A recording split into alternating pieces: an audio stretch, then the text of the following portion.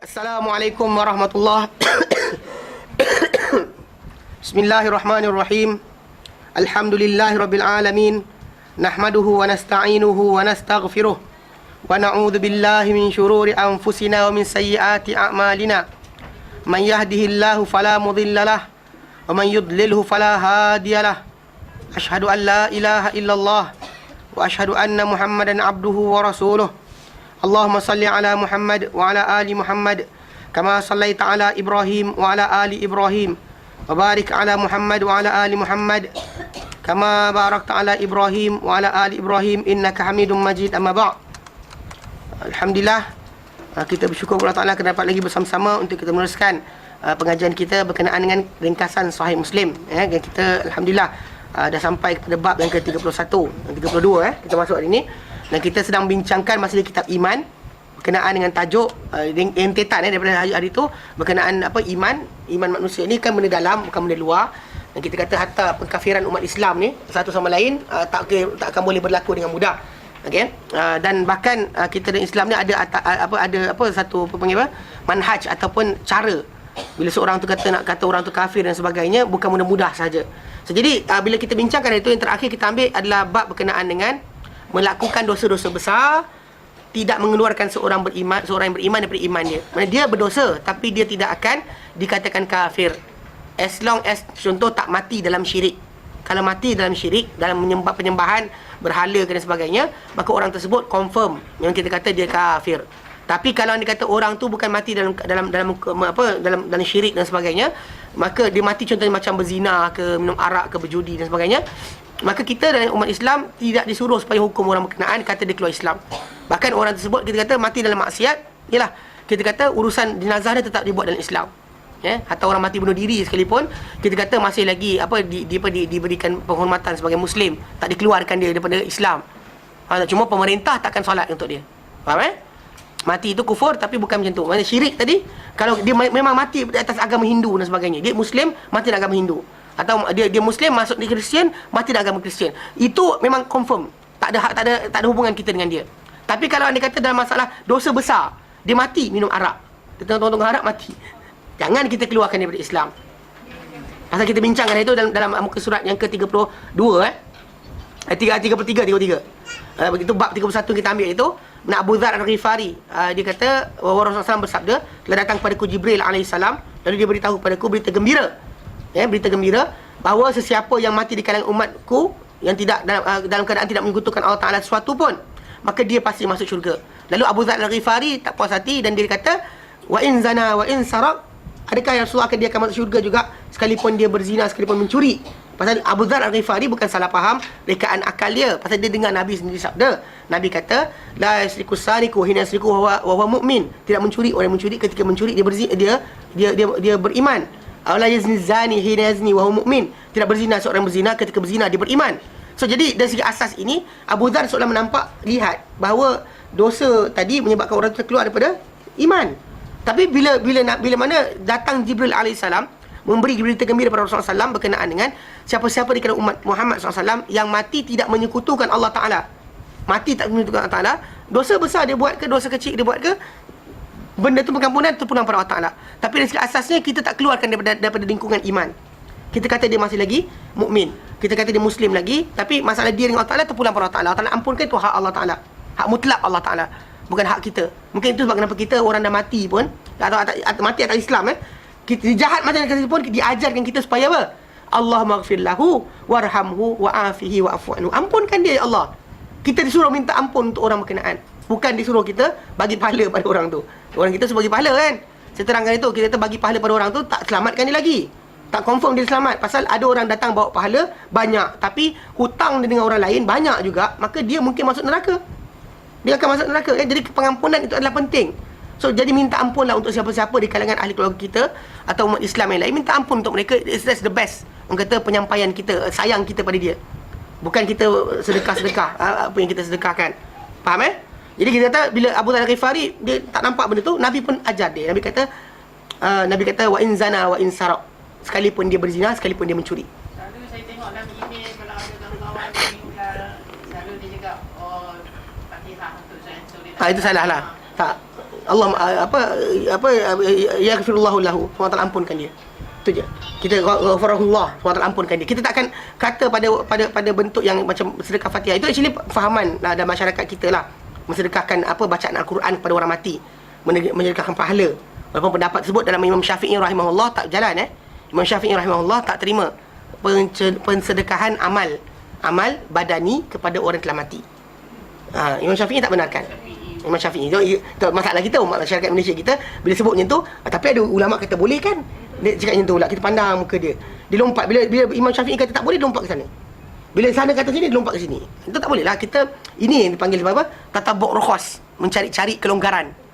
Kita straighten diri kita. Mana amal selagi mana kita hidup. Jangan kita letak put aside half of kita punya wealth, kekayaan kita untuk kita mati nanti orang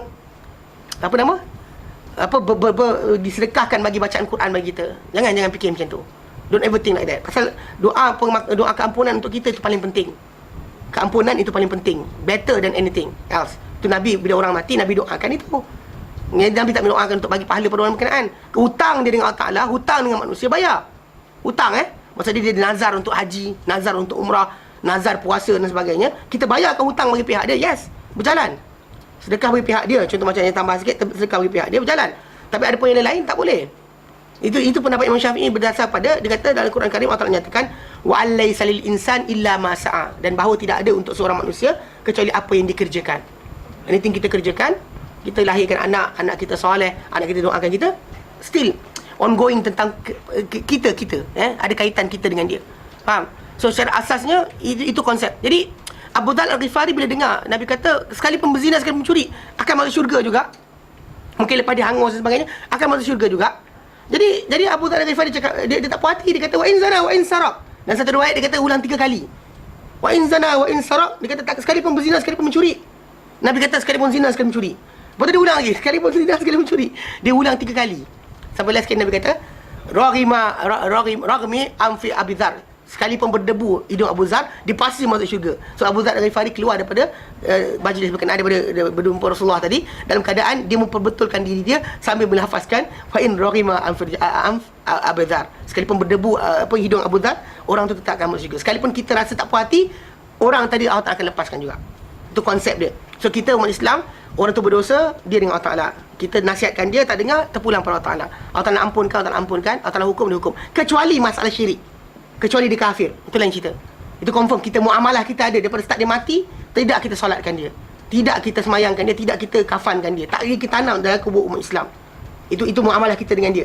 Tapi kalau dia mati dalam keadaan buat maksiat, kita masih kena solatkan dia, masih kena semayangkan dia dan sebagainya untuk tanam dia, bukan main campak macam macam bangkai apa-apa, tak boleh. Tapi kalau kafir, maka tak ada tanggungjawab kita, tanam saja macam tu je. Macam tanam bangkai saja. Tak ada solat, tak ada apa. Kalau dia mati kafir. Macam mana? Tanam kat mana lah, tepi taman ton ke mana? Tanam maksudnya tak ada perkuburan khas untuk mereka. Tak ada tempat penghormatan lah masalahnya. Pasal biasanya kubur ni actually tempat tu dikhaskan supaya tak ada orang pijak, langkah, lompat dan sebagainya, buat pesta kat situ ke, kan, kotorkan tempat tu. Itu actually matlamat asal tanah perkuburan ni diwujudkan supaya dikhususkan tempat tertentu. Kalau tidak, ni kan tanam tepi ni kan, orang langkah, lompat, terkorek lah, terkeluar mayat lagi kan. Kita benda tadi tak boleh. Tanam korek lah mana lubang tepi hutan ke? Apa sahaja tak boleh tak? Tak boleh tak?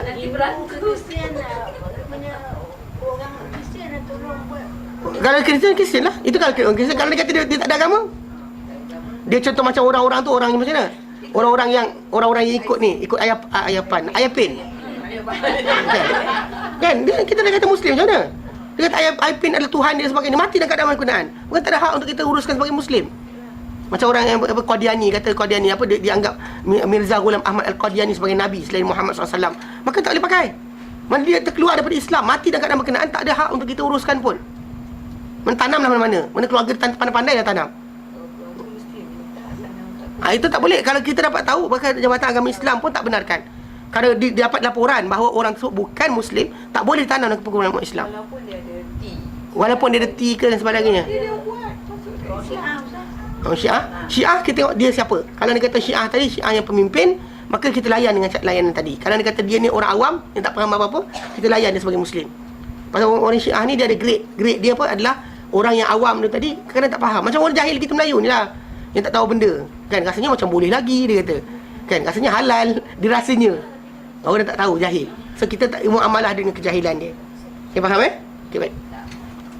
Jadi kita dah bincangkan itu, dan hari ni kita masuk pada tajuk yang baru Baik.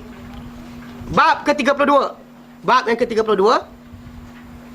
Bab yuktafa bi zahiril Islam wala yubaqqaru amma fil qulub. Bab yuktafa, memadai, bi zahiril Islam, dengan zahir Islam. Mana nyata Islam berkenaan pada seorang tersebut, zahir dia. Mana dari segi masalah syahadah dia dilafazkan syahadah Muhammad Rasulullah sebagainya, mana dia memadai dengan lafaz berkenaan. Okey, dia kata wala yubaqqaru amma fil qulub, tidak dibongkar apa dalam hati dia. Tak ada kita bongkar hati dia, apa ada dalam hati. Memadai dengan apa, dengan yang zahir saja. An Miqdad bin Aswad, hadis ke-75, An Miqdad bin Aswad annahu qala ya Rasulullah ara'aita in laqitu rajulan minal kuffar faqatalani fadaraba ihda yadayya bisayfi faqata'aha thumma ladha minni bi shajarah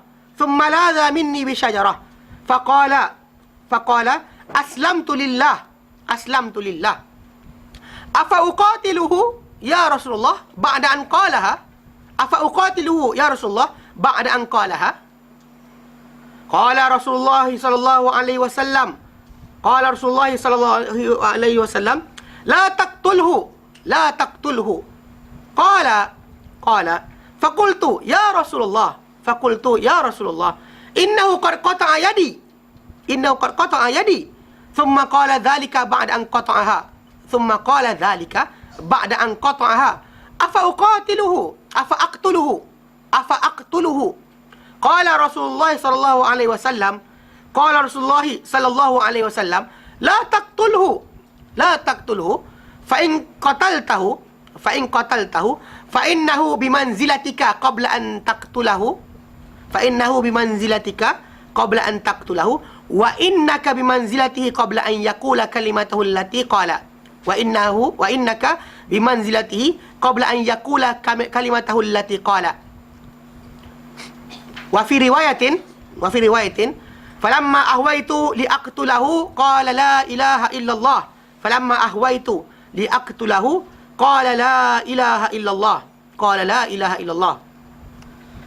Hadis ke-76. An Usamah bin Zaid qala ba'athana Rasulullah sallallahu alaihi wasallam fi sariyatin fasabbahna al-huraqati min Juhaynata فأدركت رجلا فقال لا إله إلا الله فطعنته فوقع في نفسي من ذلك فذكرته للنبي صلى الله عليه وسلم فقال رسول الله صلى الله عليه وسلم أقال لا إله إلا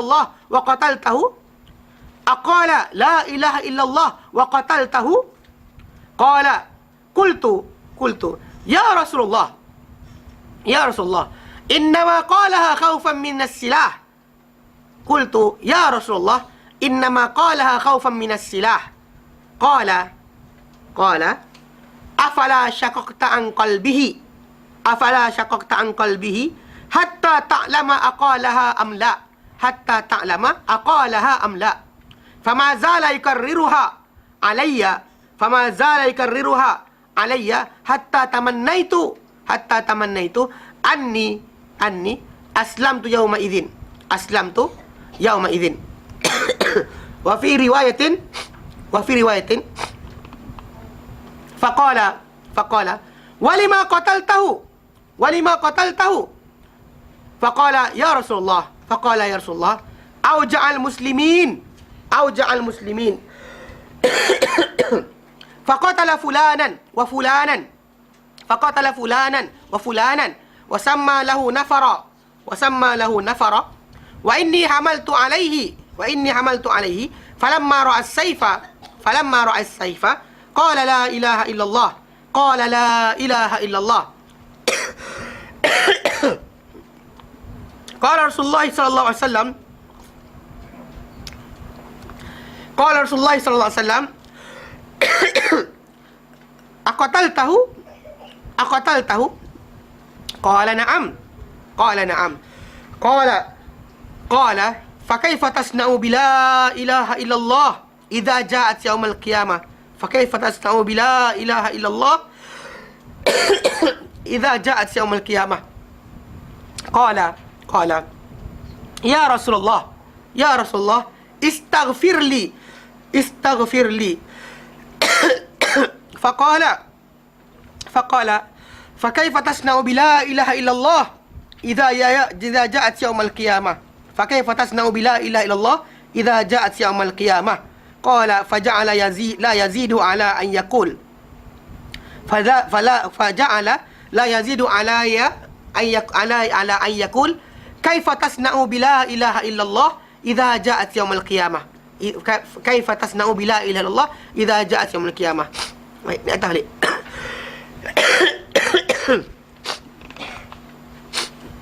Baik.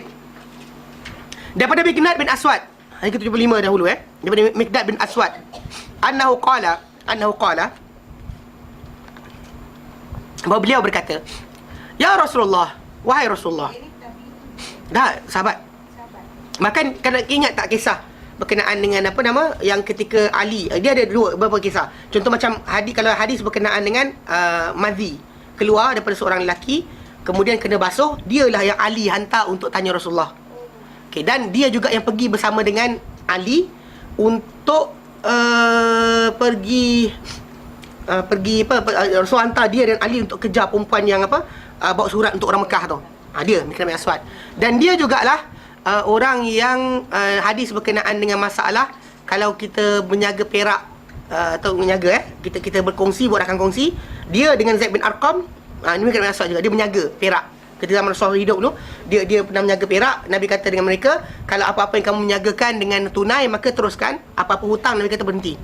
Dan hadis berkenaan. Jadi dia hadis tu digunakan dua tajuk. Tajuk berkenaan masalah kalau ni benda nilaian emas atau perak, menjaga, beli belah dan sebagainya, tunai, jangan hutang. Kedua berkenaan dengan tajuk persyarikatan.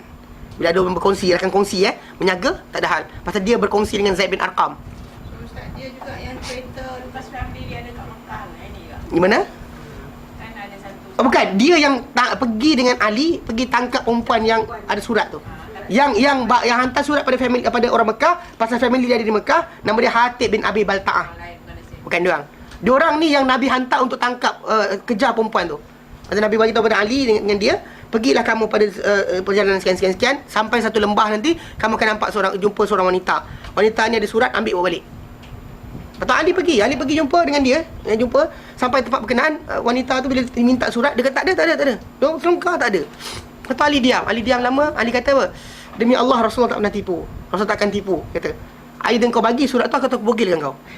Ni Ali cakap. So perempuan tu cepat keluar kan, dia bersanggul dia bagi. So dia bawa balik surat tu ke Madinah. Nabi buka, Nabi panggil Hatib, apa ni? Nabi kata. Satu Hatib yang sebutlah, Hatib bin Abi Balta'ah nama dia. Hatib bin Abi Balta'ah. Dia ahli Badar. So, bila Umar nak tarik pedang, Umar kata, ya Rasulullah, aku pancung kepala munafik ni. Rasulullah kata pada Umar, wahai Umar, mana kau tahu barangkali Allah Ta'ala kata pada ahli Badar, buatlah perkara munafik, aku dah ampunkan semua dosa kamu. 13 orang kita berperang Badar tu, salah seorang dia adalah Hatib bin Abi Balta'ah. Dia juga penulis wahyu Rasulullah. So, tapi sentimen kekeluargaan tadi kita kata dia manusia. Sentimen kekeluargaan tadi dia masih lagi ada. Dia tahu Rasulullah takkan kalah. Cuma dia nak supaya keluarga dia terjaga di Makkah, itu je. Tapi Rasulullah itu yang turun ayat Quran, Allah Ta'ala sebut dalam Quran, Allah Ta'ala sebut, ya ayyuhalladzina amanu la tattakhidhu aduwwi wa aduwwakum awliya. Wahai orang beriman, yang kamu ambil musuh aku dan musuh kamu sebagai pelindung. Tulquna ilaihim bil mawaddah. Kamu lempar pada mereka dengan kasih sayang. Ini Allah Ta'ala teguran. Surah Mumtahanah.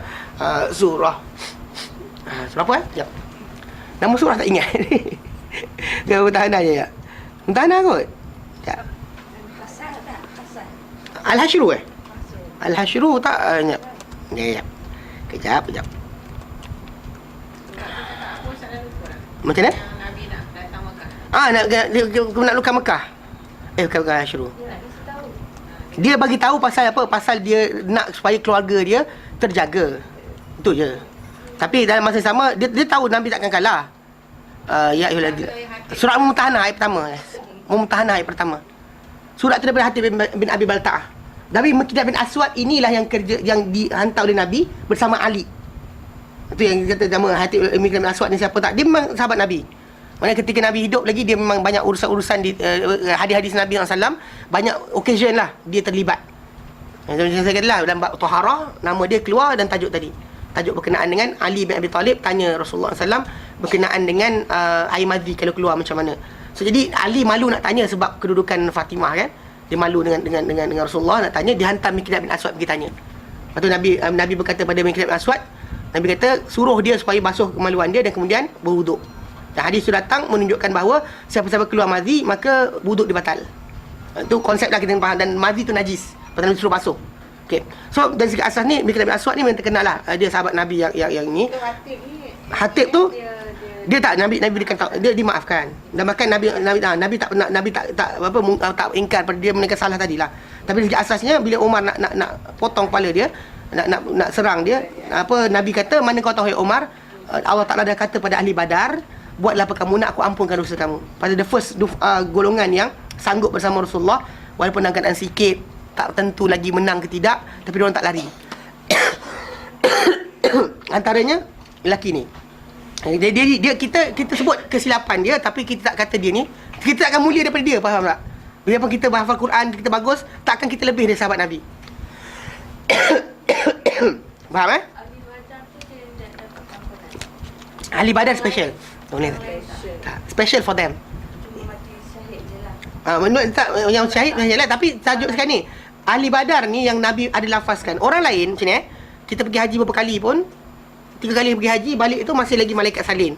Mana dia kau salah jahat dan sebagainya, habis kena, confirm kena. Tapi Ahli Badar ni ada speciality yang Nabi sabdakan dalam hadis baginda. Berapa orang? 313 lah. 313. 300 lebih. Yang bersama Rasulullah tak lari tu. Ketika tentera musyrikin datang, ribu dia tak lari. Maksudnya ketika tu diorang lawan 1 lawan lebih daripada 3. Kan, once again 3 kan. Tapi diorang tak ni. Jadi mereka ni, para sahabat yang Ahli Badar ni memang special for them. Itu. Ada syurga tak? Memang confirm syurga lah. Confirm syurga. Diberikan minum kenaan. Tak ada Ahli Badar yang terlibat dengan benda yang bukan. Ya, jadi kita kata konsep ni yang kita kata Ahli Badar tadi tu, Hatib bin Balta'ah yang kirim surat kepada orang Mekah tadi, dia silap, dia salah, tapi Allah Taala lebih berhak untuk berikan apa pada dia. Tapi dia Nabi sendiri sekat Umar daripada buat tindakan apa-apa, dan Nabi kata, wahai Umar, mana kau tahu barangkali Allah Taala dah tengok pada Ahli Badar, dan Allah Taala kata, wahai Ahli Badar, buatlah apa kamu nak, aku ampunkan semua dosa kamu. Kita tak sangat ngada. Yang pergi haji 3 kali ke, kemudian lepas ni tak ada benda salah, tak kisah. Tak, anda masih lagi dalam hitungan Allah Taala. Adapun Ahli Badar special for them. Diorang adalah golongan yang tak lari ketika mana. Pasal ada kumpulan lari balik awal. Pasal ada yang lari sebelum, pasal dalam perjalanan keluar tu ramai. Kemudian munafik lari, tinggal 300 lebih tu lah. Itu saja golongan yang masih bersama Rasulullah. Yang lain lari. Faham Yang kita pergi Mekah, kita visit yang ada tempat tu Ustaz. Mana tu? Ahli Badar. Yang tu bukan, itu Uhud. Itu Uhud, lain. Okay, tinggal dulu. Ini Miqdad bin Aswad Miqdad bin Aswad tu kisah dia. Baik. Dia kata apa? Beliau berkata, Ya Rasulullah, ara'aita in laqitu rajulan minal kuffar. Apa pendapat kau? Apa pendapat kau ya Rasulullah? Jika aku bertemu dengan seorang lelaki di kalangan kafir, faqatalani, lalu dia memerangi aku. Dia serang aku. Dia serang aku. Ini hadis ni bila digunakan ara'aita, apa pendapat kau ya Rasulullah, benda tu menunjukkan bahawa boleh untuk seorang itu bertanya soalan benda yang mungkin tak jadi lagi. Memang kita ada konsep macam ni tau. Kalau tuan-tuan sekalian tengok, kadang-kadang ada separuh ulama tak benarkan tanya soalan benda yang tak jadi lagi, jangan tanya. Betul. Okay. Tapi ada hadis ini antara yang menunjukkan bahawa boleh tanya. Dan bahkan benda ni yang timbul tajuk. Saya ingat dulu bila belajar kitab fiqh lama, didatangkan satu kebarangkalian. Contoh macam kalau orang tu semayang, kain serban dia tu ada tali, ada benang masuk lubang jamban. Sah tak sembahyang? Tak, dulu kita macam apa pasal fikir macam tu? Kan? Faham tak? Kan? Macam why? Kan? Apa pasal nak fikir macam tu? Tapi lepas zaman kita sekarang pakai mikrofon. Dan start pasal hujung mikrofon tadi kadang-kadang tak cicak lah. Actually berlaku. Pasal perhatikan tengah masjid kan, cicak tu berak tadi tu. Cicak jahat sikit lah. Nampak bekas air, dan sebab itu Nabi bagi cicak bunuh dapat pahala. Dan hadis Sahih Muslim Nabi kata man qatala wazghatan fi darbatil ula kan lahum la ajr kadza wa kadza. Siapa bunuh cicak dan sekali pukul mati terus, maka dia dapat pahala sekian-sekian banyak. Pasal pukul 2 kali baru mati, kurang daripada orang pukul sekali. Pada pukul 3 kali baru mati, dapat kurang daripada orang yang pukul 2 kali. Ha? Susah nak pukul. Alah, geli sebenarnya. Sebenarnya bukan gigit pun, geli je. Tengok dia jatuh Ustaz. Dia tak mati. Okay. Tapi hadis tu sahih. So pembunuh cicak dapat pahala, yes. Actually benda tu dari segi kesihatan, hygiene memang cicak jahat. Saya tahu kenapa kalau bekas orang masak kan, dia akan berak kat situ. Dia tak punya tempat banyak bersepah. Kan? Situ juga dia berak. Saya tengok dekat baru ni dekat kampung kan. Kampung isi saya kan kolah air tu. Kat kawasan lain banyak. Dia berak dalam kolah air tu. Mana dalam tangkungan air tu. Maka tu Ustaz lah dia berak sini. Tak ada tempat lain nak berak ke? Ke banyak tempat lain, situ dia tujukan tahi dia. Lepas Ustaz dia membawa penyakit. Lipas pun kita kata benda-benda yang bentuk macam tu kita bunuh lah. Ini benar kat Islam bunuh benda macam tu. Jadi kita kata benda yang macam cicak ni memang ada nas. Saya ingat dulu ada orang belajar hadis dan sebagainya. Duduk kat Mekah lama. Kemudian bila dia balik Malaysia mengajar-ajar, so dia kata mana ada hadis sekian. Rupanya belajar tak habis. Benda tu dalam Sahih Muslim. Nabi suruh galakkan. Dulu kat kampung Ustaz kita tunggu Jumaat kita Tunggu Jumaat saja salah lah. Dia actually pasal jadi cerita sini. Okay, kenapa hari Jumaat? Tok guru kita kata Jumaat apa? tak pahala. Dia gandaan pahala pada Jumaat. Itu cerita dia. Tapi sebenarnya buat benar-benar hari lah. Pasal taubat kita. Ini dia. Jumaat memang banyak cicak itu. Jadi itu kepercayaan orang Melayu kita. Okay? Tambahan lah. Tapi dari segi asasnya, buat any days. Tak ada hal. Benda tadi memang kita kata ni. Jadi timbul tajuk. Macam saya kata tadi kan, mikrofon. Mana bila lepas tajuk tadi kan, ujung serban masuk lubang jamban. Kita tak hal fikir macam tu. Kan? So in the end, bila zaman kita sekarang pakai mikrofon, turun. Okay. Jadi keputusan dia benda tu macam ni. Bahagian kalau yang bergerak sama dengan imam turun dia bergerak sama. Kalau dia tarik tu dekat situ, macam kat sini kan, kawasan yang bergerak bersama dengan dia, yes, semayang tu dia rosak. Kalau dia kata ujung sana yang tak bergerak bersama badan dia, maka tak ada hal. Kan? Itu konsep diorang, cara pemikiran diorang. Tapi soalan-soalan macam tu kita kata kadang-kala memayahkan diri sebenarnya. Payah sungguh. Kan pening kepala nak fikir. Ada yang dikir juga macam contoh macam tajuk dua alam. Mana dengar tajuk dua alam? Actually okey. Sebenarnya binatang dua alam tak wujud. Okey. Dan hukum binatang dua alam pun dibahaskan oleh para ulama atas dasar apa? Kalau ada. Kalau bukan kitab fiqh, fiqh mazhab Syafi'i ke mazhab mana, Malik ke Ahmad dan sebagainya, bab binatang dua alam ni tak ada hukum sebenarnya. Cuma cerita dia dalam tajuk tu bunyi sini. Diorang tengah bincangkan berkenaan dengan bangkai halal. Dia sedang terangkan hadis Nabi SAW. Huwa Daud tu, air tu. Al-hillu at-tahur. Bersifat menyucikan airnya. Al-hillu maitatuhu yang bersifat halal bangkainya. Bersebut bangkai air halal, maksud dia binatang tu tak perlu kita sembelih, dia mati dan tu, contoh macam ikan. Kita tak tangkap pun, dia terapung saja, kita ambil makan tak ada masalah. Tanpa bismillah kena buat lah. Jangan tak bismillah. Maksud dia kita makan tu, kita ambil bukan tanpa kita tangkap acong campak-campak jala sebut nama Tuhan dia. Tak ada hal. Ambil makan, tak ada tajuk. Okay? Pasal benda tu tadi kita kata benda tu tak ada kaitan, pasal tak perlu sembelih. Faham? Maka para sahabat sendiri pun tunjukkan kesan tadi bila mereka makan ikan paus. Apa cerita? Hadis Sahih Muslim berkenaan ikan paus terdampar. Para sahabat Nabi SAW, Abu Sa'id Al-Khudri dan lain-lain, mereka keluar satu tugasan sampai tepi Laut Merah, mereka punya bekalan habis. Makanan habis dan sebagainya, mereka dah kebuluran. Lalu tiba-tiba tak ada makanan, Allah Ta'ala jadikan ikan paus daripada lautan naik ke darat. Terdampar. Mereka makan ikan paus tadi, duduk sampai gemuk-gemuk balik Madinah. Ya, mesti makan. Dia kata sampai kami naik badan, dia kata. Besar tak besarnya ikan paus tadi, dia lintas dia unta, dia naik atas unta tu, dia lintas celah lubang mata tu, lepas. Besar sungguh. So jadi dia bawa balik sebahagian tu ke Madinah. Sampai ke Madinah Nabi kata, Ada tak kau bawa sikit? Dia kata ada, Nabi ambil dia makan. Tapi jangan kata makan ikan paus sebagai sunnah. Sebab Nabi tunjukkan benda tu boleh. Maksudnya diorang makan binatang ni tanpa sembelihan. Faham? So kalau kita jumpa kat sungai ikan terapung, as long as sanggup makan, makan lah. Tak ada masalah. Kan orang Melayu kita kan kadang ikan busuk dia ambil pakai asam kan makan. Ikan paus tu memang dia beranak. Tak ada tajuk masalah mammal beranak tu, kita kata dia ikan. Akan letak dekat darat dia mati. Tak kisah. Jadi konsep dia apa binatang air perlukan, memang dia kata dalam air dia hidup, dia naik ke darat sementara saja. Dia boleh, dia macam ikan haruan kan, boleh tahan diri nafas kejap. Dekat darat ni ikan keli dia boleh jalan, tapi bukannya dia hidup kat darat. Faham tak? Okey, tapi kita kata bukan dua alam. Okey. So jadi diorang bincang tajuk ni. Dia kata apa? Kalau binatang bangkai air mati dalam air atau mati dekat darat, maka halal makan. Cuma binatang air, bangkai air mati dekat dalam air ke mati dekat darat ke, anda makan lah, tak masalah. Tapi kalau bangkai darat,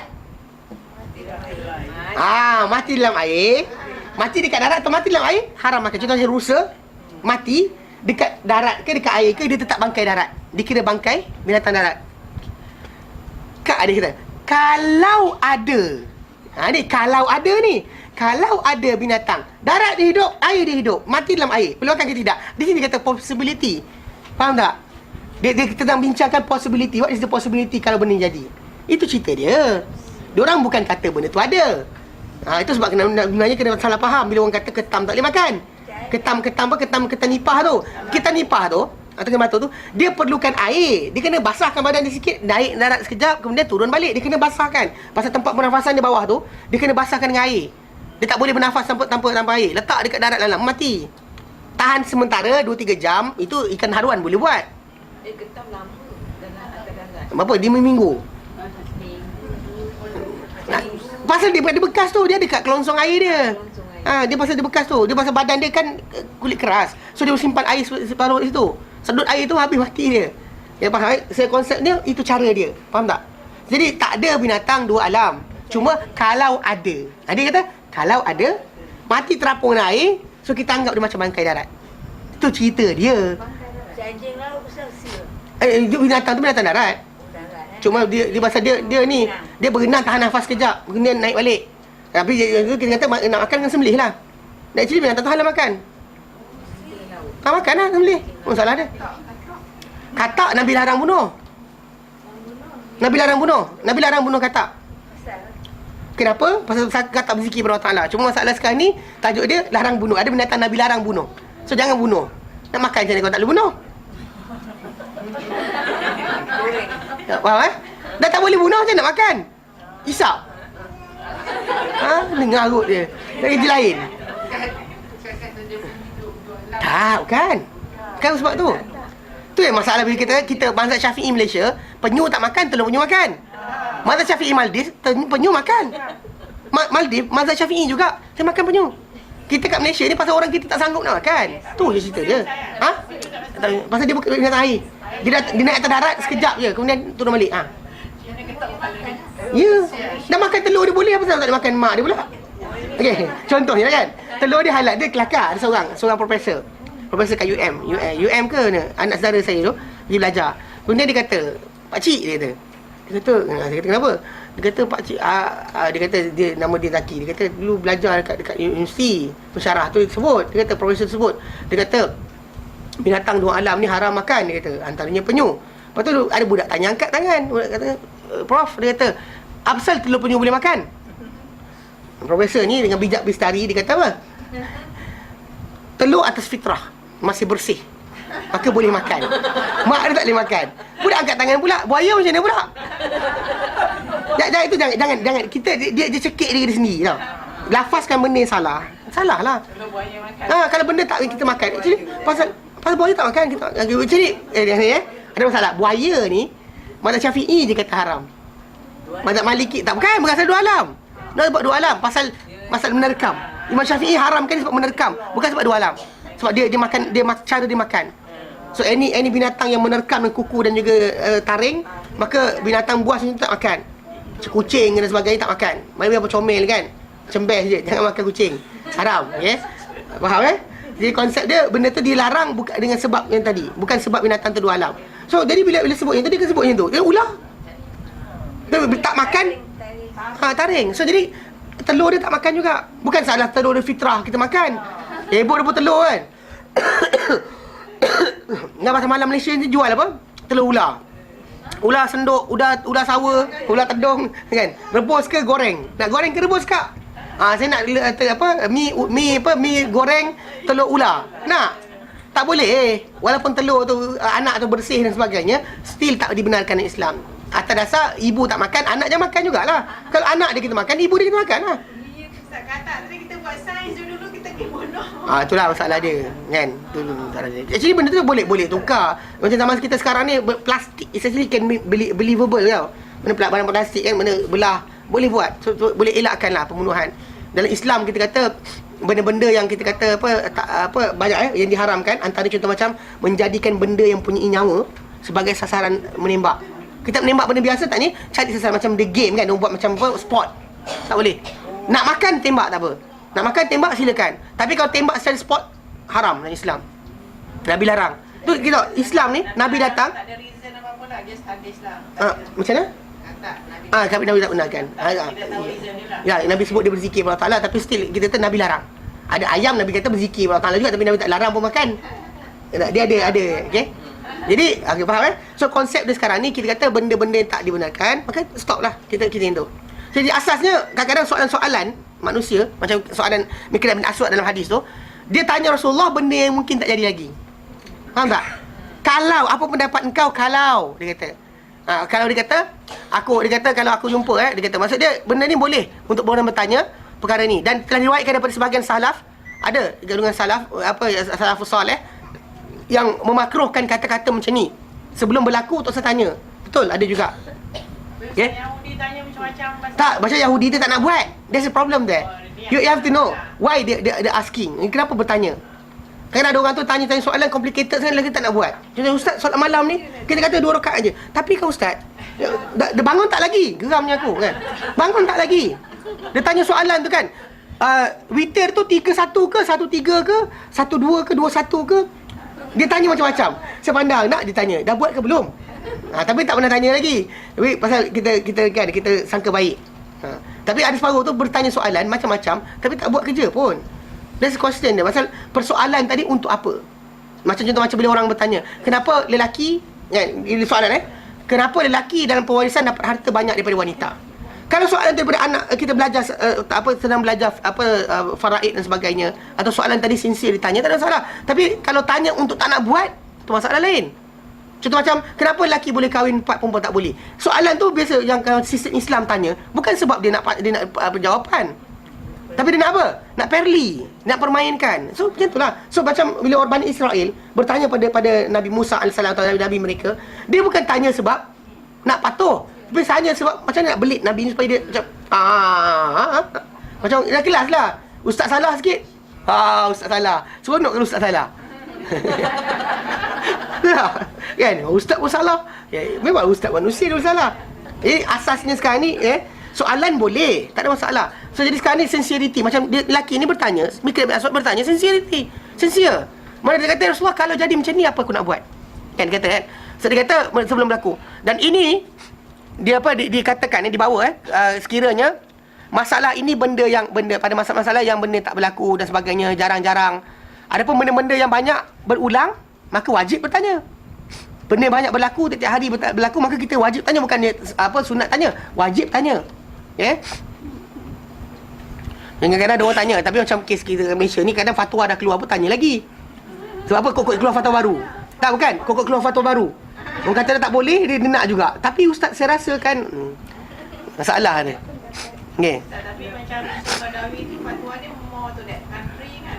Jadi macam ni, banyak orang salah faham mengenai Yusuf Qaradawi. Yusuf Qaradawi, contoh macam kitab Al-Halalul Haram yang dikarang oleh beliau, atau contoh macam fatwa beliau berkenaan dengan seorang wanita yang masuk Islam. Dia asalnya bukan Islam, dia masuk Islam, dia tak perlu tinggalkan suami dia. Okey, fatwa yang dikeluarkan oleh Imam Yusuf Qaradawi ni, Yusuf Qaradawi, berdasar soalan yang dituju kepada dia oleh orang-orang Eropah, orang-orang minoriti Muslim di negara-negara Eropah, Amerika dan sebagainya. Even buku Al-Halal Haram tu, Halal dan Haram Islam tu, buku tu dalam introduction tulis dah. Buku ni ditulis sebagai panduan bagi orang-orang apa yang baru masuk Islam di Amerika Syarikat dan sebagainya. Datang kita belajar kat Malaysia pasal. Untuk sekolah kata boleh. Untuk apply bagi orang berkenaan di sana, masa di sana skeptikal masyarakat terhadap apa benda tadi timbul. Kita masyarakat kita tak timbul tajuk Quran dan Sunnah pegangan kita. Apa pasal kita nak pergi lompat lagi pada benda yang barangkali boleh, barangkali ada. Dan satu lagi benda yang agak-agak saya nampak lihat kadang-kadang apa soalan-soalan yang dituju pada dia dan cara dia jawab pun kadang agak ni sikitlah. Macam contoh sini. Babi boleh makan. Kalau tak ada lagi. Macam itulah masalah dia. Baik cakap babi tu haram. The way of you asking. Actually kalau orang tu baca semua tulisan dia sampai habis, jumpa sebenarnya ada syarat-syarat dia. Bukannya main lompat macam tu je. The problem is orang juga baca awal, tak baca habis. Tapi dia juga pun kita keluar fatwa tadi dengan cara macam tu. Boleh benda sekian kalau.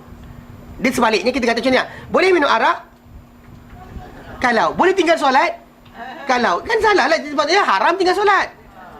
Maksudnya kita kena the way of you presenting something. So that orang tak lari. Ya, macam tu. Matlamat asal dia. Tapi benda tadi datang dekat orang Islam dekat Malaysia ni. Boleh ni. Itu masalah pula lah. Anda tak perlu ikut dia. Sebab dia keluar fatwa tadi untuk minoriti Muslim di negara Eropah dan sebagainya. Datang kita macam tu kita boleh. Tak apalah. Kekal sebagai non-Muslim dengan suami non-Muslim. Tak boleh. Kita kata Islam ni kita ada beza sikit tajuk ni pasal minoriti Muslim mungkin kedudukan mereka tak sama dengan kita. Banyak perkara. Harta pengetahuan, harta amalan, mungkin sekatan timbul macam Rusia ketika awal sebelum daripada jadi demokrasi, negara demokrasi, mana boleh. Baca Quran tak boleh. Semua tak boleh. Ni ada dulu apa yang orang petugas yang duta kat Rusia tu. Cerita dia kata bila kerajaan Malaysia bagi Quran, happy gila dia orang. Happy dapat Quran. Lepas bila dapat Quran macam tu sekali. Sebab mereka tersekat. So for them, orang kata tajuk solution tadi kekal lah. Contoh macam bak janggut. Kalau negara-negara tentu negara Arab, ada janggut je dia tangkap. So penjara. Ada. Macam di Mesir kan, saya ingat saya jumpa dekat waktu pergi umrah tahun lepas. Dia cerita ni dia ni kerja oil and gas. Brother ni kan yang saya jumpa tu. Dia pergi ni buat kerja kerajaan, tapi sampai satu checkpoint tentera dengan janggut dia ada, dia masukkan dia dalam jail. Ni janggut ada, orang masuk dalam jail. Sedangkan dia keluar hari tu untuk tugas bagi dia pasal dia quality control untuk minyak-minyak kereta tank dan sebagainya. Dia buat kerja macam tu. Dia oil and gas. Dia cerita saya sembang dengan dia. Lepas tu bila duduk dalam tu dia kata bila masuk dalam penjara tu, dia campurkan orang ni dengan pembunuh, perogol dan sebagainya dalam tu. Tapi lah start kan, dia kata jadi aku dah masuk dalam tu, aku pun dia kata aku sembang dengan orang ni, tanya khabar. Lepas tu orang tu nampak aku dia janggut. Dia kata kau masuk ni kenapa? Dia tunjuk ni. Okey. Lepas tu orang tu start datang. Syekh, dia kata, aku bunuh orang. Dia kata, ada taubat tak? Dia taubat. Dia ajak. Start dia masuk Zohor kan. 3 orang ikut solat. Asar 5. Sekian. Dah sekali kan subuh besok orang dah ramai. 3-4 orang je tak ikut tak ikut tazkirah. Yang lain semua ikut dia. Dan sekali kan warden penjara tu keluar. Bangun. Mana ni dia kata. Keluar dia kata rosakkan panduan aku pula. Dia rosakkan panduan. Dia kata rosakkan panduan aku. Keluar dia kata. Dia rosakkan panduan. Pasal panduan patut jahat dia tiba-tiba jadi baik. Dia kata rosak panduan. La ilaha illallah. Dia cerita pengalaman dia. Memang dia kata memang dia terjadi kes sebab janggut je. So di situ timbul tajuk kalau hukum tu dikeluarkan atas dasar itu dan cerita. Tapi dia degil lah, dia keras hati lah, dia jalan pakai janggut juga walaupun pasal dia punya kerjaya dia betul. Kerjaya dia hebat. Mana kerajaan perlu kepada dia. Islam dia Muslim. Kan dia actually pasal dia kata memang di kampung dia sambil dia oil and gas tadi, di samping tu juga dia ada kelas hafalan Quran dekat masjid dengan budak-budak. Don't stop dia sekali dulu. Zaman Husni Mubarak di stop. Kemudian bila yang kelakar lah dia cerita masuk penjara pasal apa ni. Checkpoint dia lintas-lintas kan pasal negara republik. Tak macam Malaysia. Negara republik, negara tentera ni, every checkpoint anda nak bergerak daripada A ke B, di tengah-tengah tu dia akan letak askar punya checkpoint untuk kira siapa lintas ke sini, siapa lintas ke sana, berapa orang, apa tugasan dia, apa dia buat. Komunis tu juga. Tapi negara-negara republik Sudan, Mesir, Yaman, sebelum ni saya perhatikan macam tu. Dia ada checkpoint dia. So jadi bila brother tadi kan, abang tadi umur dia tak ada tua sangat. Dalam 38 kot. 38 ke 40. Jadi dia umur dalam kurungan macam tu. Tapi orang sana nampak tua. Bila kita sebut umur kita 36, dia tu muda lagi engkau, dia kata muda. Orang Malaysia pasal kita tak macam diorang, mungkin susah diorang tak sama kita. Jadi bila dia ceritakan tu, masuk penjara sebab janggut je. Maka timbul tajuk. Mungkin dia boleh dibahaskan berkenaan masalah boleh tak dia buang janggut ke tidak. Yang kat Malaysia ni apa pasal? Tak tahu kenapa. Malu ke? Nanti orang kata macam tak boleh lah nak pergi karaoke ada janggut. Kan? Contohnya. Tak, actually macam kita bila kita rupa macam ni kadang-kadang kan. Kita tak ustaz pun orang macam jumpa tepi jalan kan. Pintu kan. Tu gerbang orang pandang. Assalamualaikum. Waalaikumsalam. Saya nampak ada janggut. Tapi kalau kata tak ada janggut tu kan macam, "Hei." Kan? Is your kan dia bagi macam tu pula. Kan? Betul. Itu tajuk, faham tak konsep dia? So rupa syakhsiat seorang Muslim tadi main peranan di negara. Jadi fatwa dia kadang-kadang fatwa ulama-ulama ni tengok tempat dia keluar fatwa untuk siapa. Kena tengok. Macam Nabi sendiri pun macam kita bincangkan hari tu, afdal amal paling afdal pun berbeza untuk orang yang bertanya. Nabi tak jawab sama. Ada orang tanya Nabi kata iman. Ada orang tanya Nabi kata paling afdal adalah buat baik pada dua ibu bapa. Ada itu jihad, ada itu sekian macam-macam. So depend on siapa yang bertanya. Faham tak? Yang kita pergi apply orang tu punya jawapan bagi pada diri kita apa hal? Kan? Kita duduk negara Malaysia, jangan pakai fatwa-fatwa macam tu. Faham? Ustaz, ni buku Jangan Bersedih ni bukan Lisha Qadawi. Bukan. Ayat Qurni. Oh, lain. Ayat Qurni. Dia bukan. Itu boleh baca Ustaz? Itu biasa je. Itu bukan nasihat. Nanti yang buat hukum. Itu bukan hukum. Dan alhamdulillah buku tadi dikarang oleh orang yang inilah mengikut sunnah. Baik. Sambung Jadi dia kata persoalan berkenaan perkara-perkara yang macam tu yang berulang wajib ditanya. Dan jika dia kata apabila dibimbangkan maksud dia perasa akan hilang masyarakat ni akan hilang orang alim dan sebagainya, mujtahid yang tahu hukum, maka dalam keadaan ini maka para ulama Islam bersepakat bahawa harus pertanyaan tu dibuat. Pasal bimbang tak ada ulama lagi akan tanya, maka ulama yang hidup ni kita tanya macam-macam. Ikan tapi matlamat di asal supaya panduan untuk orang berikutnya. Panduan untuk orang berikutnya berkenaan hukum perkara tersebut. Tapi kalau anda kata benda tu berbeza, berubah perkara-perkara berubah, contoh macam masalah perjalanan, naik kereta dulu, tak naik kereta, sekarang naik kereta, kapal terbang. Benda macam tu tak boleh kita persoalkan lah. Hanya pasal kita tak boleh pakai hukum orang dulu dengan hukum zaman sekarang. Pasal orang zaman dahulu punya hukum lain, dan masalah benda ni, hukum sekarang lain. Yang kita kena ambil yang terbaru. Tak ada masalah berkenaan tersebut. Faham Jadi dia kata persoalan-persoalan macam tu mereka disuruh supaya jawab, dan juga kerana matlamat untuk menzahirkan agama, dan juga supaya orang berikutnya di kalangan orang yang tak tahu atau tak kuat berijtihad, tak tahu hukum hakam, bahasa Arab tak faham dan sebagainya, maka tak ada dia orang berat untuk mendapatkan hukum. Itu je. Okey, baik.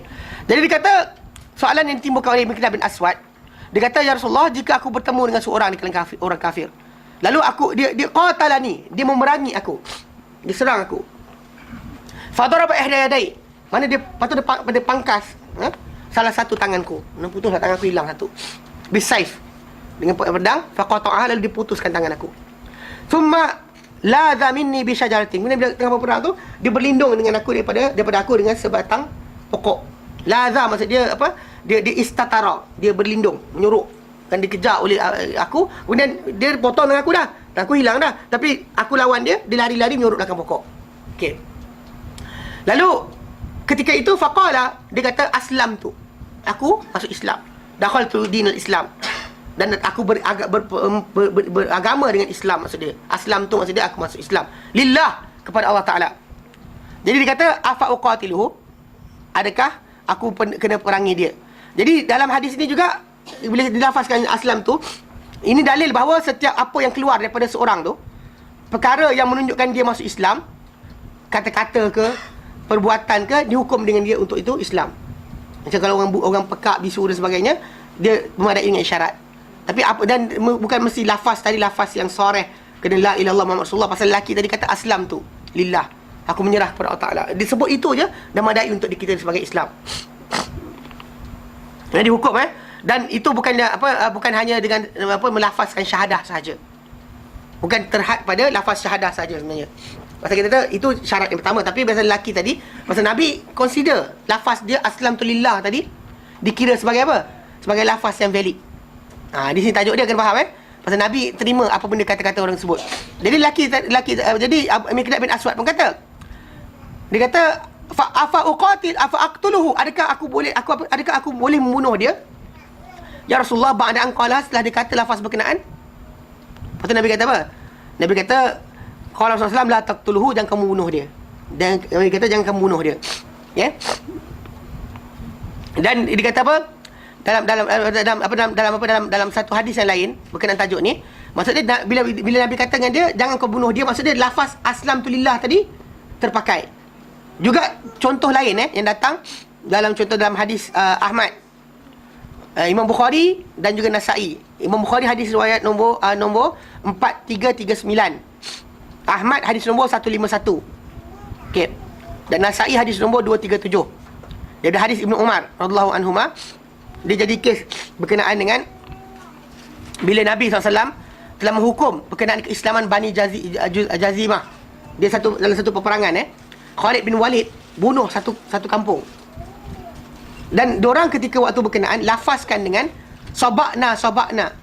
Mereka tak boleh nak kata aslamna. Mereka lafazkan dengan sabakna. Jadi dia gunakan lafaz sabakna. Dan bila Khalid bin Walid dengar sabakna, dia tak kena dengar Islam, dia bunuh kampung berkenaan. Bila bunuh, berita sampai pada Nabi SAW. Nabi kata apa? Allahumma, ya Allah, inni sungguhnya aku abra'u ilaika, aku berlepas diri kepada engkau daripada apa yang sana'a Khalid, apa dibuat oleh Khalid. Aku tak ada kaitan, ya Allah, dia buat sendiri. Maksudnya Nabi tak nak ada kaitan dengan apa yang Khalid buat. Maksudnya Nabi tak setuju dengan perbuatan Khalid bin Walid membunuh mereka, sekalipun mereka dah lafazkan sabakna. Dan the wording sabakna, saba'a ni actually pasal dulu diorang menggelar orang Islam ni sabak.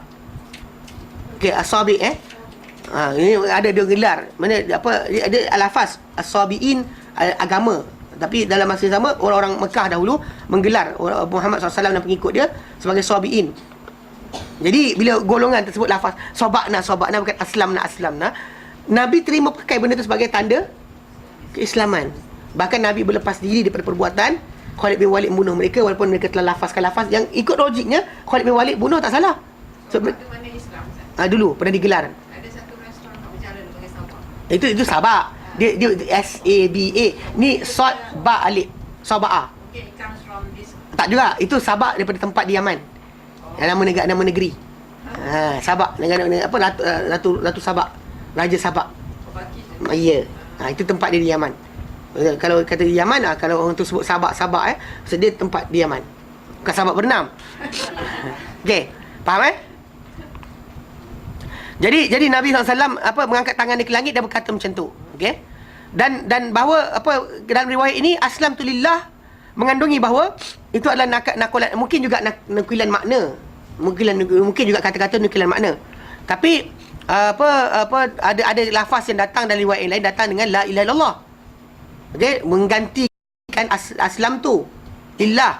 So yang datang dalam hadis tafsir dalam hadis riwayat yang lain datang menafsirkan lafaz tu datang bukan datang dengan lafaz aslamtu lillah, datang dengan la ilaha illallah. Okey, ini yang ada sebagian para ulama kata still kena syahadah juga.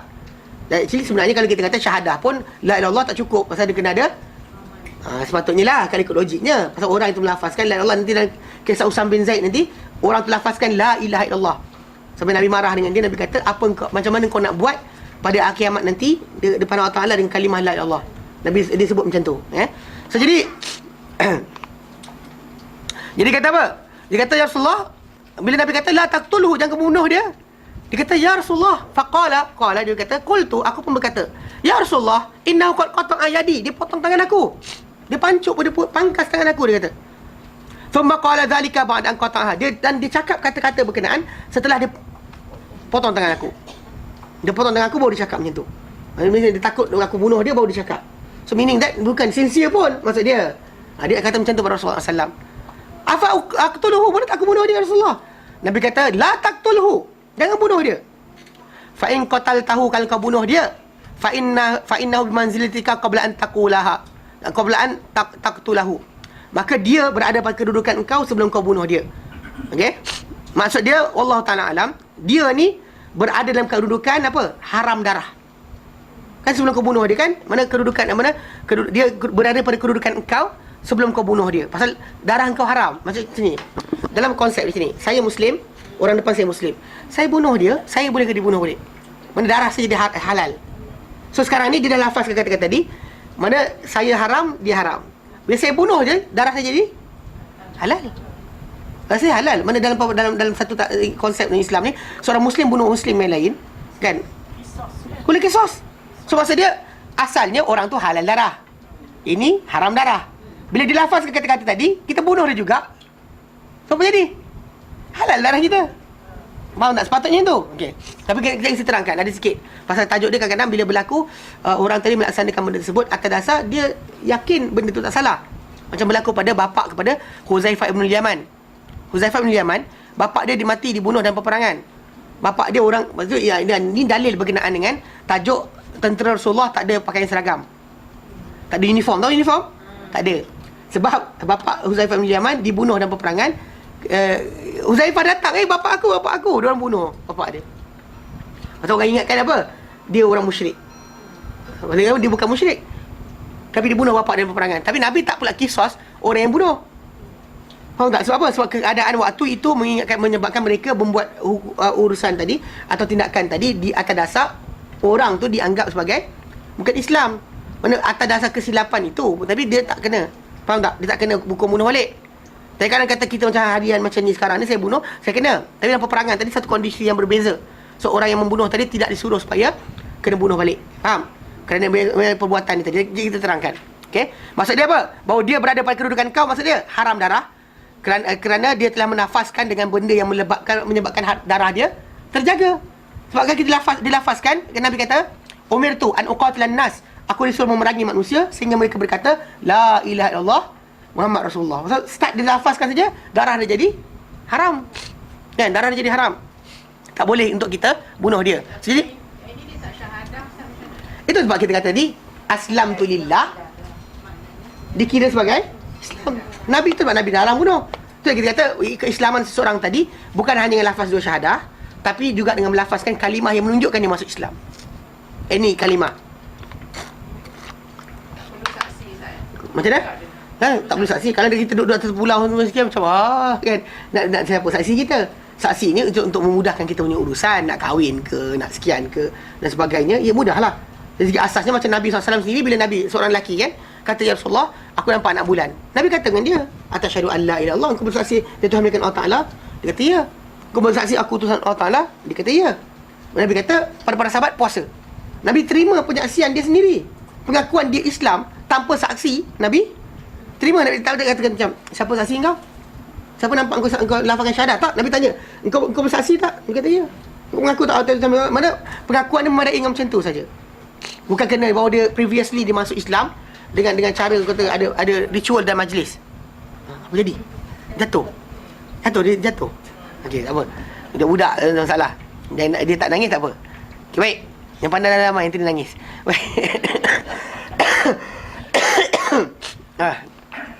Nabi kata, engkau berada pada kedudukan dia sebelum apa? Sebelum dia melafazkan kata-kata tadi. Mana dia berada pada kedudukan kau. Wa innaka bi manzilatihi qabla an yaqula kalimatahu allati qalaha. Dan engkau pula berada pada kedudukan dia sebelum dia lafazkan kata-kata berkenaan. You kill him, dan the opposite. Mana kedudukan berbeza. Mana engkau jadi halal, kau jadi halal, dia jadi dia haram darah. Engkau tidak jadi macam asal. Originally dia jadi halal darah, engkau haram darah. Engkau boleh dilafazkan syahadah tadi, dua-dua dah jadi haram. Engkau bunuh dia juga, maka darah kau jadi halal. Itu maksud dia.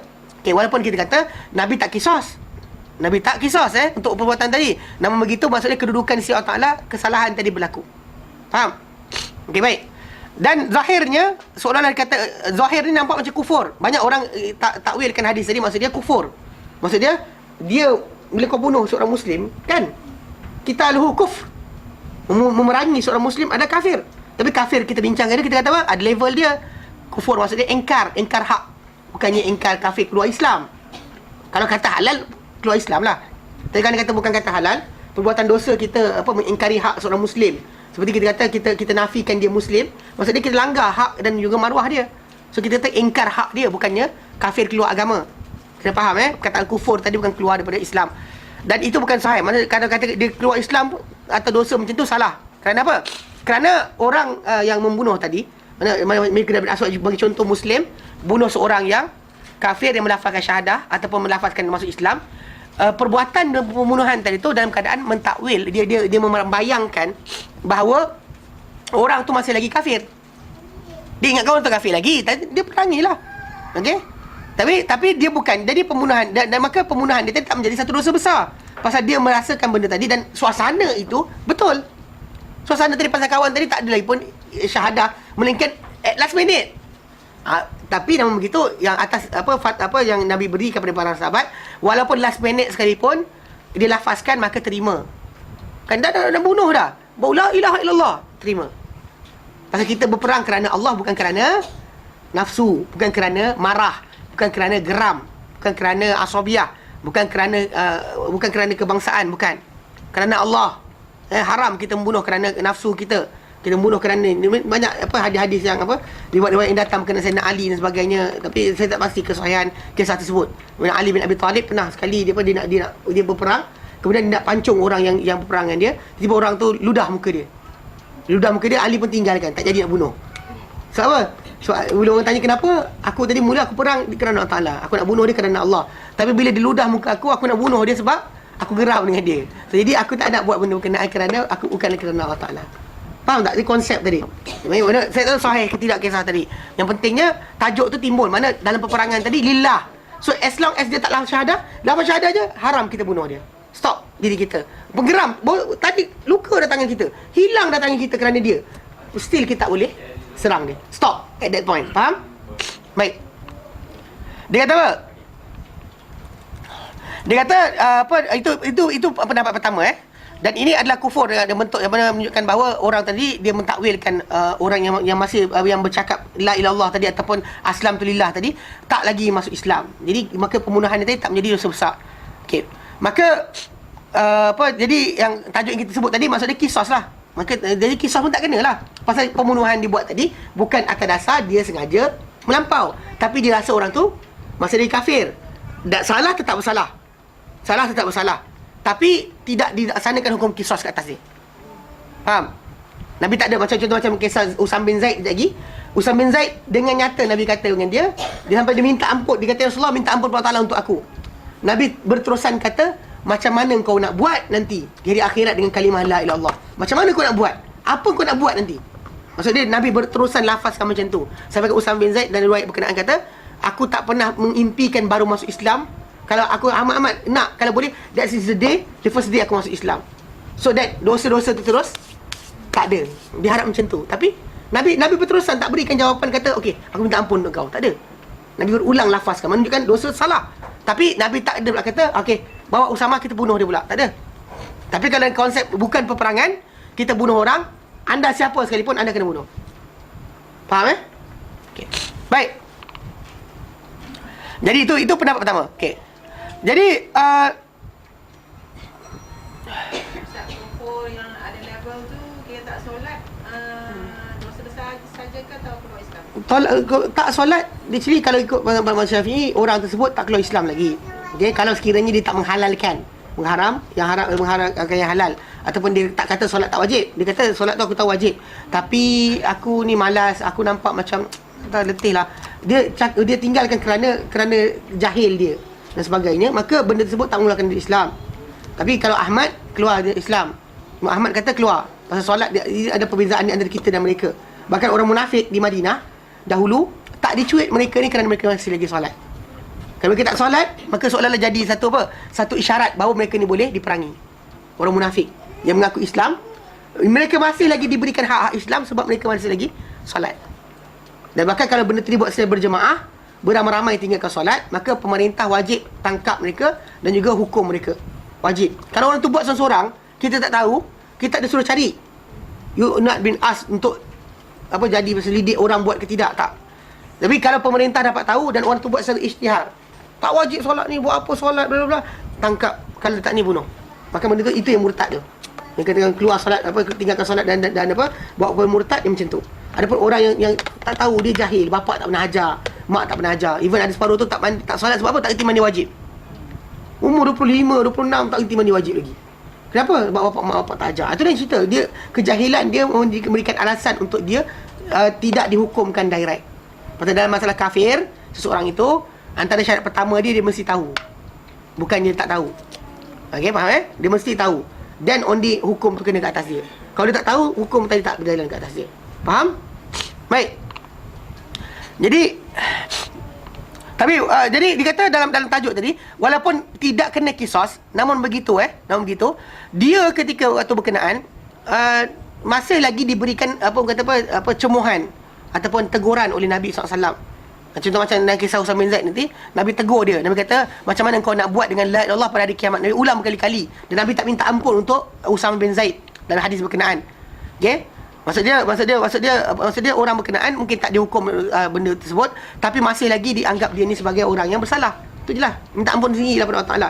Kalau tak ampun, ampunkan. Tapi segi asal-asal, kenapa? Sebab ketika dia perang tadi tu, dia ada, tahu? Macam tadi kan putus tangan. Yang tadi kan dia nampak orang dibunuh sebab Islam. So dia semangat more than masalah bunuh kerana Allah, bahaya. Sebab kenapa kena jaga? Sebab kita kata marah kerana Allah ni actually payah. Marah kerana banyak macam-macam benda lain boleh. Marah kerana Allah Ta'ala actually payah nak berlaku. So kita biasanya sentimen pada diri kita lebih daripada orang lain. Kita akan lebih kepada benda-benda yang kaitan diri kita.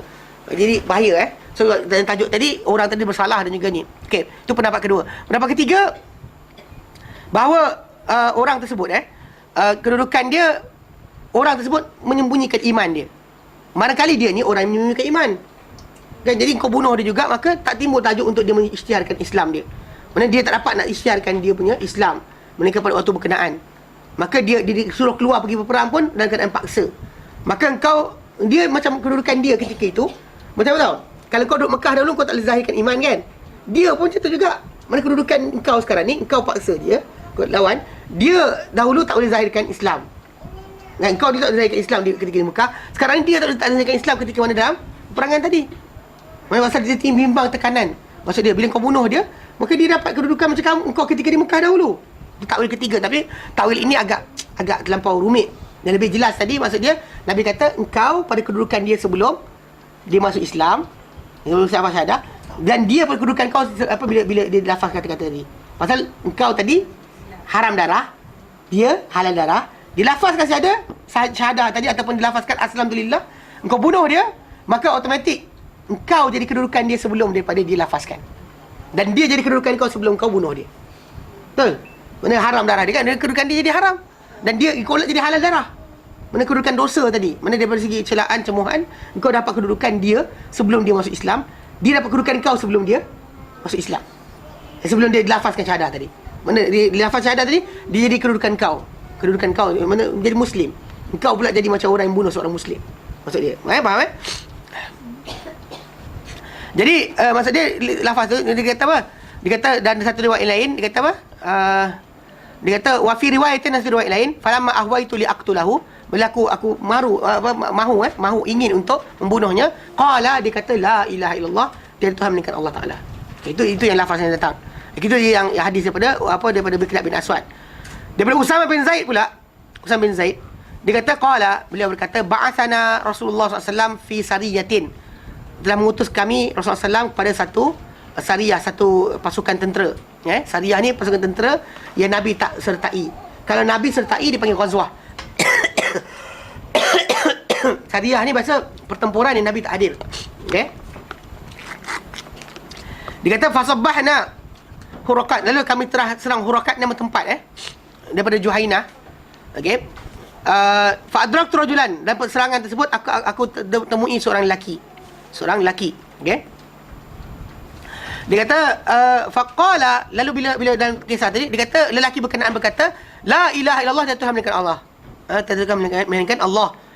Fata'antuhu, lalu aku pun tikam dia. Usama bin Zaid kata lelaki itu lafazkan la ilaha illallah, tapi aku tikam dia juga. Lalu faqa fi nafsi min dhalika, tapi sahabat Nabi ni macam bila dia rasa tak sedap hati, dia datang dalam diri dia satu perasaan macam tak betul dia buat tadi. So dia kata fadzakartu lin Nabi SAW, lalu aku sebut perkara tersebut kepada Nabi SAW. Fadzakartuhu lin Nabi SAW. Faqala Rasulullah SAW, lalu bersabda Rasulullah SAW, aqala la ilallah wa qataltahu, adakah dia kata la ilallah dan kau bunuh dia? Nabi tanya, adakah dia kata la ilallah dan kau bunuh dia? Nabi tekan macam tu. Qala berkata Usama bin Zaid, Qultu, aku pun cakap, ya Rasulullah, innama qalaha khawfan minas silah. Dia cuma cakap berkenaan kerana bimbangkan kepada apa, senjata. Okey. Mana Nabi SAW ingkar sangat dengan kata-kata tadi. Jadi Usama bin Zaid pun cuba nak defend diri dia dengan kata orang tersebut hanya kata benda tersebut kerana takutkan senjata, takutkan pedang. Dan actually daripada zahirnya betul. From apa kita nampak dari luaran, betul lah. The wording yang keluar dari mulut orang berkenaan hanya keluar kerana dia takut mati. Okey. Lalu Nabi pun bersabda dalam riwayat ini, afala syaqaqta an qalbihi, mengapakah tidak kau belah pada jantung dia, hatta ta'lama, sehingga kau mengetahui aqalaha amla, adakah dia katakan kata-kata tadi ataupun tidak. Okey.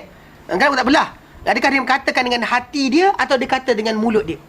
Kenapa tak belah jantung dia? Kau nampak dalam tu. Nabi marah sangat. Marahnya Nabi SAW sampai Nabi cakap macam tu sekali.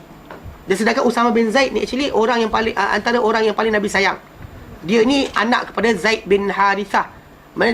Zaid bin Harithah, anak angkat Nabi SAW, kahwin dengan Ummu Aiman yang jaga Nabi dulu ketika kecil. Dan dapat anak Usama bin Zaid.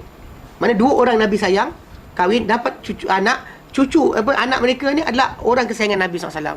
Dan benda ni datang dalam hadis yang banyak. Bila hatta hadis berkenaan dengan Nabi kata, kalau Fatimah binti Muhammad mencuri, aku potong tangan dia. Dalam kisah tersebut Usama bin Zaid terlibat. Bila mana dia digunakan oleh orang ramai untuk minta peringanan hukum. Bila seorang wanita daripada Bani Makhzum, kabilah Makhzum, mencuri, bangsawan. Macam kita lah, anak raja kita, anak sultan, Sultan Selangor ke Sultan Perak ke, mencuri. Lepas tu kita nak hukum, nak sebat ke tidak? Ya sultan ni, kan? Lepas je lah, kan? Contohnya. Jadi sekarang ni diorang macam tu. Ada anak bangsawan buat kerja, so apa patut buat? So dia macam bertelaga. So last dia tolak Usama bin Zaid, dia cakap dengan Nabi. Dia cakap dengan Nabi marah.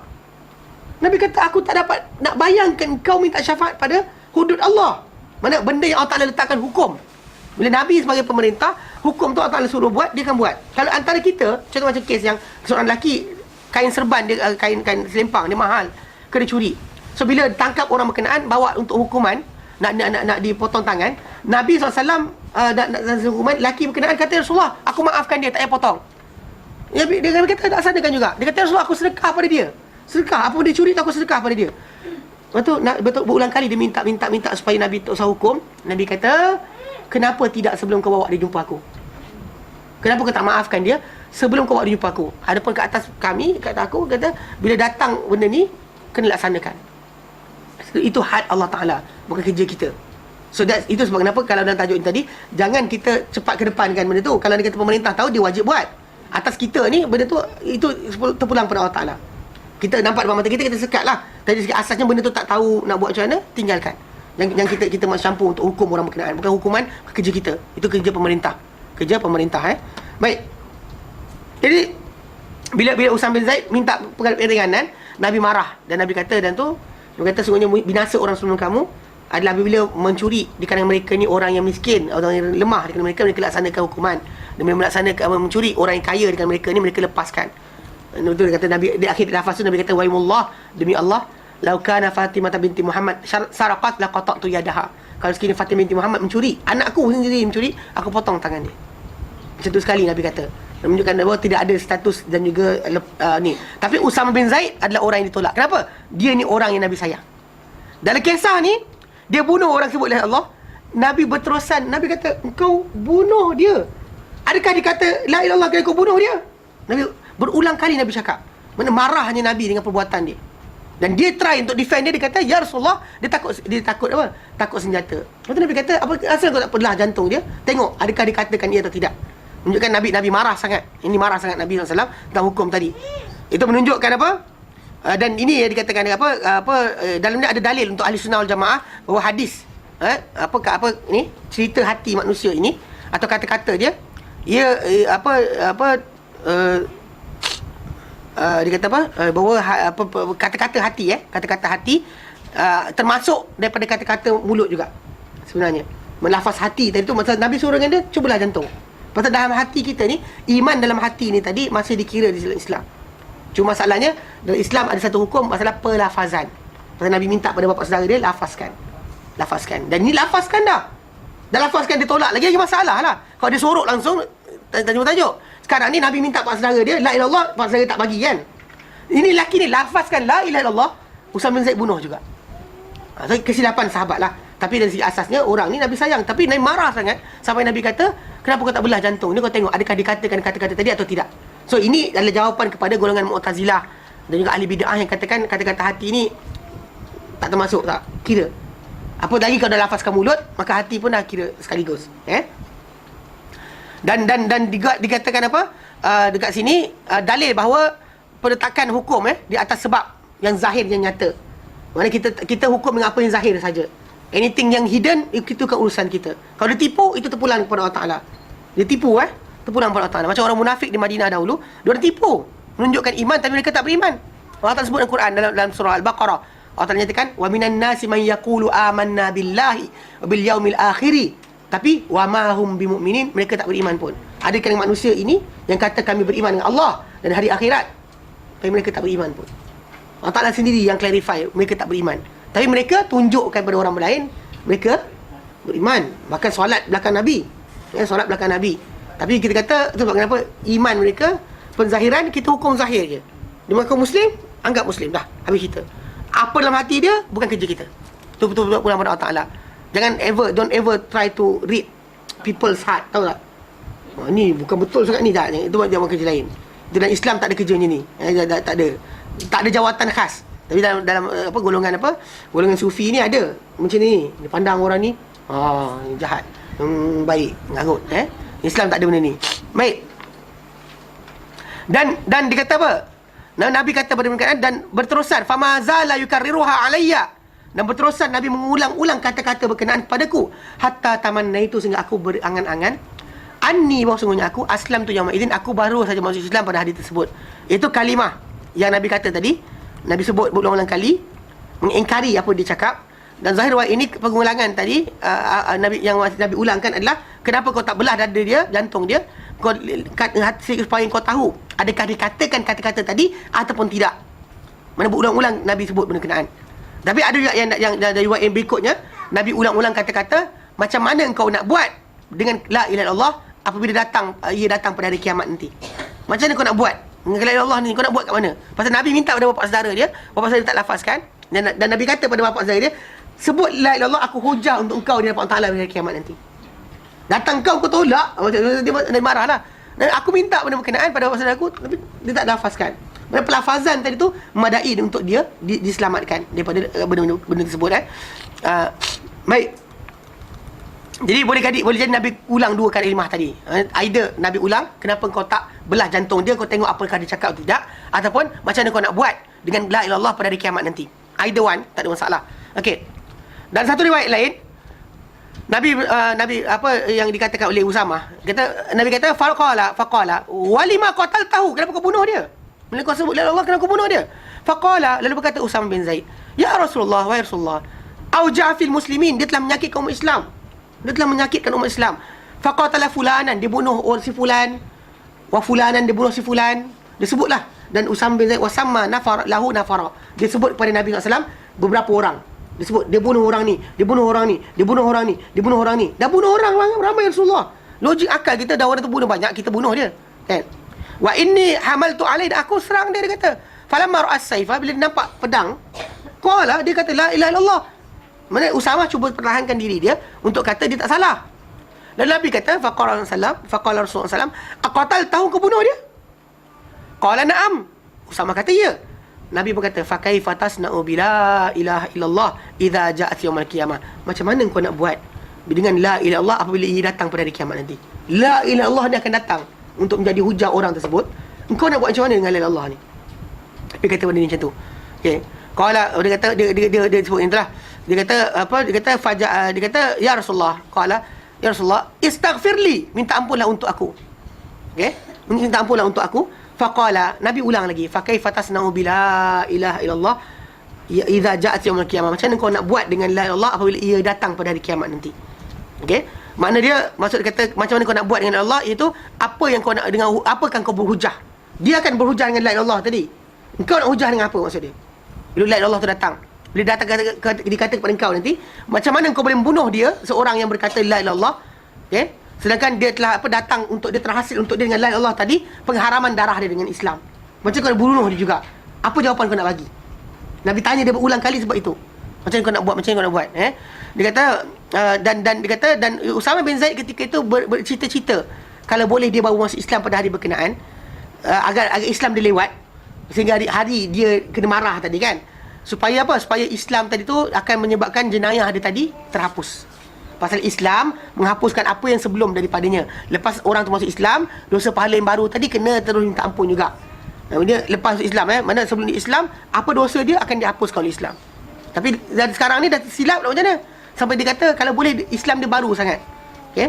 Supaya apa? Supaya hilang jenayah yang telah lalu itu. Seolah-olah dia merasa kecil apa yang daripada apa dan amal soleh yang dia pernah buat, amal soleh yang pernah buat banyak-banyak benda semenjak dia masuk Islam, semenjak dia lahir, dia rasakan amal soleh yang dia ada tak guna dah. Sebab apa? Sebab Nabi ulang pada dia, apa kau nak buat? Dia minta ampun pada dia, kata ya Rasulullah, minta ampun Allah Taala untuk aku. Nabi tak layan. So dia rasakan cukup hampa sampai kan dia kata aku tak rasa cita-cita baru masuk Islam mereka hari berkenaan kalau boleh baru masuk Islam hari tu. So that semua dosa aku terhapus. Dia tak rasa pun mungkin hari tu ada derma kat sini banyak kan. So ni boleh tampung kot. Kan? Kalau kita macam tu kan, tak apa buat macam ni. Dia tak rasa macam tu. Sekali Nabi herdik dia, Nabi marah dia dengan perbuatan tadi, dia rasakan benda tadi, apa amal sebelum itu macam tak ada nilai.